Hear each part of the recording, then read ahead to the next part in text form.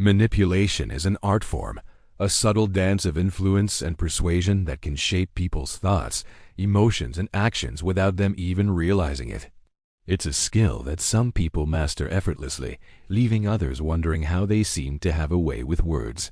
But what if I told you that manipulation isn't just a natural talent? What if it's a skill anyone can learn? Today we're going to reveal the secrets of manipulation, 20 techniques you didn't even know existed. By the end of this video, you'll have a deeper understanding of how to influence people and situations to your advantage, all while maintaining your authenticity. Get ready to unlock the hidden potential within you and become a master manipulator in your own right. Number 1. The Ben Franklin effect. This psychological phenomenon highlights how our feelings towards individuals can shift when we realize that we have something in common. As author Nicholas Boothman explains in his book, How to Make Someone Fall in Love with You in 90 Minutes or Less, simply mentioning a shared interest or experience can increase someone's liking towards you by up to 30%. To put this into practice, try mentioning a hobby you enjoy or a recent event you attended. When meeting new people, this small act can significantly improve your rapport and create a lasting impression. No. 2. Scarcity and exclusivity. People often place higher value on things that are rare or hard to obtain. This principle, known as scarcity in psychology, can be used to make your offers more appealing. For example, if you're trying to sell a product, emphasize its limited availability to create a sense of urgency and exclusivity.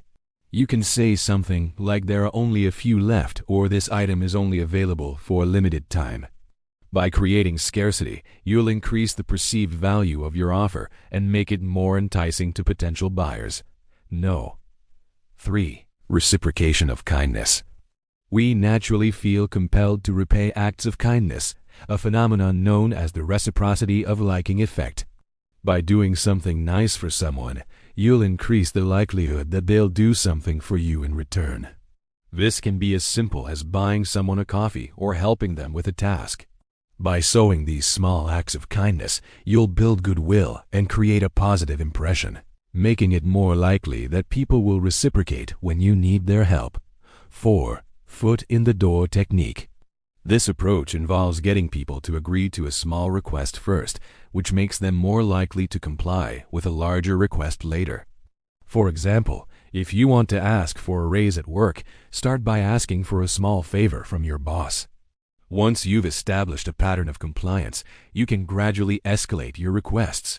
By starting small and building momentum, you'll increase your chances of getting the bigger ask approved. Number 5. Liking and attraction.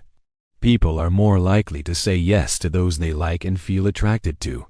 This principle, known as the attraction effect in social psychology, can be leveraged to increase compliance. To make use of it, simply increase your attractiveness by dressing well, smiling more, and making eye contact. By improving your likability, you'll create a more favorable impression, making it easier to persuade others to agree to your requests. Number 6. Authority and expertise. People tend to follow those they perceive as having more knowledge or expertise. This phenomenon, known as the authority bias, can be harnessed to influence others.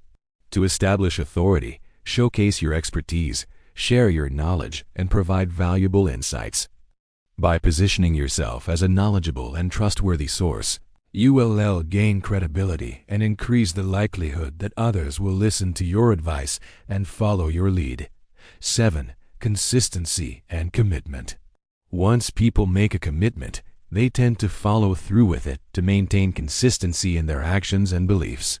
This principle, known as commitment and consistency, can be leveraged to secure compliance. To make use of it, get people to make a small initial commitment, such as agreeing to a minor request. Once they've made that commitment, they'll be more likely to follow through on larger requests that align with their initial agreement.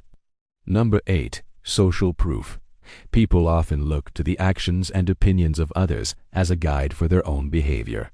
This phenomenon, known as social proof, can be used to increase compliance. To leverage social proof, showcase testimonials, reviews, or endorsements from others who have already agreed to your request. By demonstrating that others have found value in your offer, you'll increase the perceived credibility and attractiveness of your request, making it more likely that others will comply as well. 9. Anchoring. People tend to rely heavily on the first piece of information they receive when making decisions. This phenomenon, known as anchoring, can be used to set expectations and influence choices. To use anchoring to your advantage, provide a high number as the first piece of information, even if it's not realistic.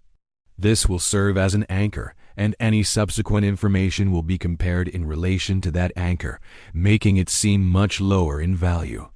10. Framing and reframing. People respond differently to the same information depending on how it's framed. This principle, known as framing, can be used to highlight certain aspects of your offer to make it more appealing. For example, if you're selling a product, frame it in terms of the benefits it will bring rather than simply listing its features. By highlighting the value and the positive outcomes, you'll create a more compelling offer that resonates with potential customers. 11. Pre-chunking. People are more likely to agree to a request if it's presented in smaller, more manageable chunks. This technique, known as pre-chunking, can be used to break down complex requests into smaller, more digestible parts. For example, if you're asking for a significant amount of money, break it down into smaller installments.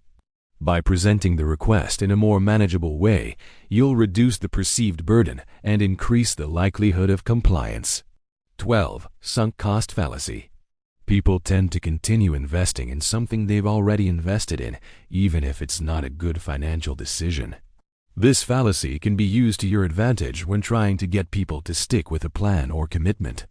To leverage the sunk cost fallacy, emphasize the time, effort, or resources that people have already invested in a project or endeavor. By highlighting the sunk costs, you'll create a sense of commitment and encourage people to continue investing in it. 13. Decoy effect. This cognitive bias occurs when people perceive the middle option as more attractive when comparing two options of varying prices. You can use this to your advantage by adding a decoy option to make the middle option seem more appealing. For example, if you're selling a product for $100, add a decoy option that's significantly more expensive, like $200. By including the decoy, the $100 option will seem more reasonable and attractive to potential buyers. 14. The power of 3. People tend to respond better to requests that involve small, even numbers, such as 2 or 4. By using odd numbers, you can make your offer stand out and be more persuasive.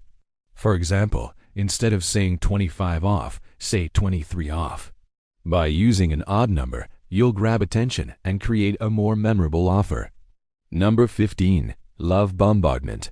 Showering someone with affection, praise, and kindness can create a sense of obligation and increase the likelihood that they'll comply with your requests. While this technique may not always be appropriate, it can be effective in certain situations where building rapport is crucial. However, be careful not to overdo it, as excessive flattery can come across as insincere. 16. Subliminal messaging. This involves conveying a message or suggestion in a way that bypasses conscious awareness. While subliminal messaging is not a foolproof method, some studies suggest that it can have a subtle influence on people's behavior. To use subliminal messaging, you can use visual or auditory cues that are presented for a brief amount of time, such as flashing a message on a screen or embedding a message in an image. 17. Emotional manipulation. Exploiting someone's emotions, such as fear or greed, can be a powerful way to manipulate them into taking a certain action. For example, using fear of missing out or FOMO to encourage someone to buy an item or agree to a request. While this technique can be effective, it's important to use it ethically and responsibly. 18. The halo effect. This cognitive bias causes people to perceive those they find attractive as having other positive qualities as well. By improving your appearance and personal presentation, you can leverage the halo effect to create a more favorable impression. For example, dressing well, maintaining good eye contact, and having a positive attitude can all contribute to the halo effect. 19. Supply and demand. People tend to value things more when they are in short supply. By creating scarcity or emphasizing the rarity of your offer, you can increase its perceived value and persuade others to take action. For example, if you're selling a product, create a sense of urgency by saying it's in limited supply or only available for a short time. Number 20. Use their name. People generally respond positively to hearing their name. By using someone's name in conversation or in written communication, you can create a sense of familiarity and connection. This technique is particularly effective in sales or customer service settings where building rapport is essential. As you can see, manipulation is a powerful tool that can be used in many different ways. However, it's important to use these techniques ethically and responsibly. By understanding the psychology behind manipulation and the biases that influence people's decision-making, you can navigate social situations more effectively and achieve your goals with finesse and precision. Remember, the true master manipulator isn't one who uses these techniques for deceit or manipulation, but rather someone who leverages them to inspire, persuade, and lead others towards a better future.